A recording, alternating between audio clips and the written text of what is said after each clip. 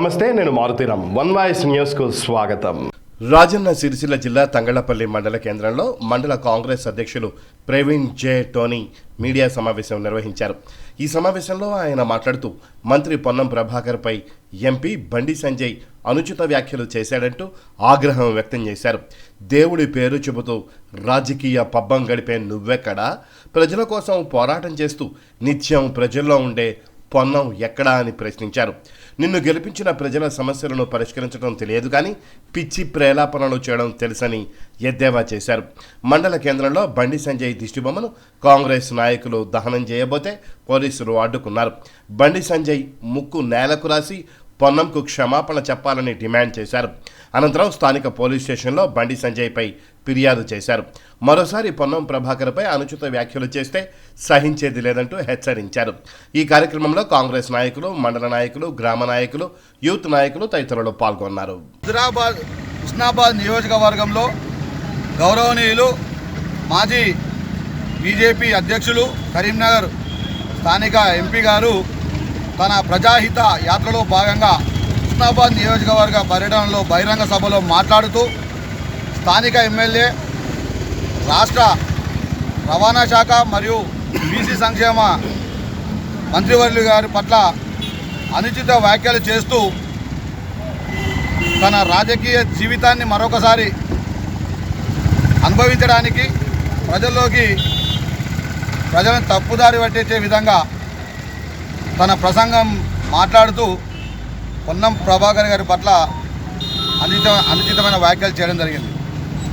అట్టి అనుచితమైన వ్యాఖ్యలను తంగళ్లపల్లి మండల కాంగ్రెస్ పార్టీ పక్షాన మేము ఖండిస్తూ ఉన్నాం. తప్పకుండా బండి సంజయ్ గారి పైన చర్యలు తీసుకోవాలని చెప్పి మండల కాంగ్రెస్ పార్టీ పక్షాన మేము డిమాండ్ కూడా చేస్తూ ఉన్నాం.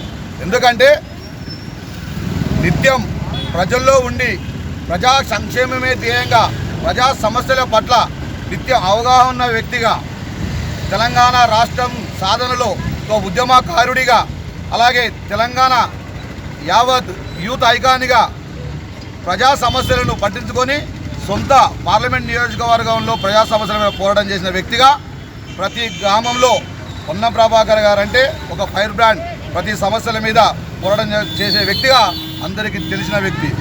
అదే సమయంలో ఇదే పార్లమెంట్ నియోజకవర్గంలో గతంలో చేసిన సంక్షేమ పథకాలు కావచ్చు, అభివృద్ధి ఫలాలు కావచ్చు, ఏవైనా అది కాంగ్రెస్ ప్రభుత్వం అధికారంలో ఉన్నప్పుడే చేసినవి. అది పొన్నం ప్రభాకర్ గారి కృషి వల్లనే.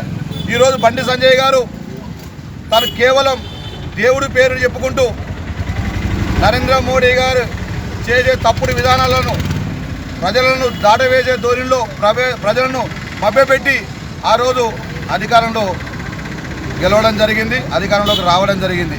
అధికారం వచ్చిన తర్వాత అదే బండి సంజయ్ గారు కరీంనగర్ పార్లమెంటు నియోజకవర్గం కావచ్చు, అలాగే సిరిసిల్ల నియోజకవర్గం కావచ్చు, చేసిన అభివృద్ధి ఏదైతే ఉందో అది చెప్పే స్థితి లేక, చేసే దమ్ము లేక, ఒక స్థితి కోల్పోయి ఒక మనిషి మాట్లాడే మాటలు కాకుండా సంస్కారహీనుడిగా పొన్నం ప్రభాకర్ గారిని, వాళ్ళ తల్లిదండ్రుల వ్యక్తిత్వాన్ని అవమానపరిచే విధంగా ఈరోజు బహిరంగ సభలో మాట్లాడడం జరిగింది. బిడ్డ బండి సంజయ్ గారు, మండల కాంగ్రెస్ పార్టీ నుంచి హెచ్చరిస్తున్నాం బిడ్డ, మీరు తప్పకుండా ఇదే నేలపైన ఇక్కడికి వచ్చి నీ ముక్కు నేలకు రాసి క్షమాపణ కోరాలి మా పొన్నం ప్రభాకర్ గారిని అని చెప్పి మీ సందర్భంగా తెలియజేస్తా ఉన్నాం. బిడ్డ, నీ రాజకీయ పబ్బం నిత్యం దేవుడి చుట్టూ తిరుగుతుంది.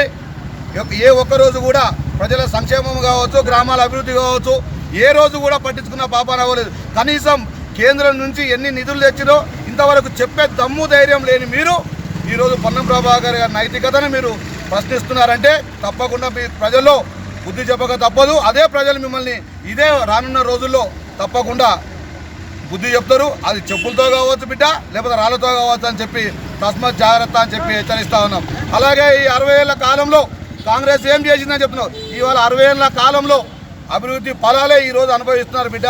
ఆ అభివృద్ధి మీరు చేసుకున్నారని చెప్పి ఈరోజు రాష్ట్రంలో ఉన్నాయి కావచ్చు, దేశంలో ఉన్నాయి కావచ్చు, ప్రతి ప్రభుత్వ రంగ సంస్థలని అమ్మకానికి పెట్టి అంబానీ కావచ్చు, లేకపోతే ఇతర బడా నాయకులకు ఈరోజు కట్టబెట్టి మీరు వేల కోట్లు సంపాదించుకున్నారు. పొన్నం ప్రభాకర్ గారి గురించి మాట్లాడే ముందు మీ గత చరిత్ర ఏందో ముందు తెలుసుకోవాలి. పొన్నం ప్రభాకర్ అనే వ్యక్తి ఒక శక్తిగా విద్యార్థి దశ నుండే ఈరోజు ఈ ఈ ఉన్నత స్థితిలోకి వచ్చిన సందర్భాన్ని రాష్ట్ర ప్రజలందరూ గమనిస్తూ ఉన్నారు. బండి సంజయ్ గారు మీ గతం మర్చిపోయినట్టున్నారు. మీరు ఒక గుట్కా వ్యాపారిగా దొంగ గుట్కా కేసులో దొరికిన వ్యక్తి. మీరు ఏదో దేవుడి పేరు చెప్పి ఓట్లు అడుక్కున్నామని చెప్పి ఆ సమయంలో ఓట్లు ప్రజలు గమనించలేక మీ నైతికతను ప్రశ్నించలేక ఆ రోజు మిమ్మల్ని గెలిపించడం జరిగింది. బిడ్డ, మీరు చేసిన తప్పులు, మీరు ఆ రోజు ఎలా ఉండే, ఈ రోజు మీ పరిస్థితి ఈ రాష్ట్రంలో కావచ్చు, ఈ దేశంలో మీరు ఎంపీగా ఎన్ని తప్పుడు పనులు చేసి ఎన్ని కోట్ల రూపాయలకు పడిగెత్తారో దాని మీద మీరు రేపో మాపో విచారణ ఎదుర్కోవాల్సి ఉంటుంది. దానికి కూడా మీరు ప్రజలకు సమాధానం చెప్పాలి. ఏదైతే మీరు కాంగ్రెస్ పార్టీ అలాగే బీఆర్ఎస్ పార్టీ పొత్తులో భాగమని చెప్తా ఉన్నారో, ఈ సన్యాసి వేదాలు తెలివి ఉన్నారు. ఒక చట్టసభలలో ప్రాతినిధ్యం వహిస్తున్నవాడు ఎవడో అవగాహన లేకుండా మాట్లాడాడు. ఎందుకంటే ఆ రోజు బీఆర్ఎస్ పార్టీ, అప్పుడున్న టీఆర్ఎస్ పార్టీ, కాంగ్రెస్ పార్టీ కేవలం తెలంగాణ ఉద్యమం కోసం, తెలంగాణ రాష్ట్ర ఏర్పాటు కోసం మాత్రమే ఆ రోజు ఉద్యమాన్ని ఉవ్వించాలని చెప్పి పొత్తు ఏర్పాటు చేసుకొని తెలంగాణ రాష్ట్రాన్ని సాధించే దిశగా కాంగ్రెస్ పార్టీ నాయకులు ఆ రోజు అడుగులేయడం జరిగింది. అప్పుడు పార్టీ పొత్తు పెట్టుకోవడం జరిగింది. ఏ రోజు కూడా తెలంగాణను బీజేపీ ఇస్తామని చెప్పలేదు. కనీసం ఆ రోజు చట్టసభలలో పార్లమెంటులో కనీసం మద్దతు కూడా లేదు. కేవలం ఒక సుష్మా స్వరాజ్ గారే తెలంగాణ బిడ్డల ప్రాణాలు పణంగా పెట్టి ఈరోజు కొట్లాడుతున్నారు కాబట్టి అని చెప్పి ఆమె మాత్రమే మద్దతు తెలిపింది. బిడ్డ, ఆ రోజు ఉద్యమం జరుగుతూ ఉన్నప్పుడు నువ్వెక్కడ ఉన్నావు, పొన్నం ప్రభాకర్ గారు ఎక్కడ ఉన్నారో తెలంగాణ రాష్ట్ర ప్రజానికి మొత్తానికి తెలుసు. ఈరోజు మేము మండల కాంగ్రెస్ పార్టీ పక్షాన ఒకటే అడుగుతూ ఉన్నాం. తప్పకుండా బండి సంజయ్ గారు ఏ నియోజకవర్గాల పర్యటన పోతారో ఆ నియోజకవర్గ పర్యటనలో తప్పకుండా ముప్పు నేలకు రాసి ప్రజలందరినీ క్షమాపణ కోరాలి. వెంటనే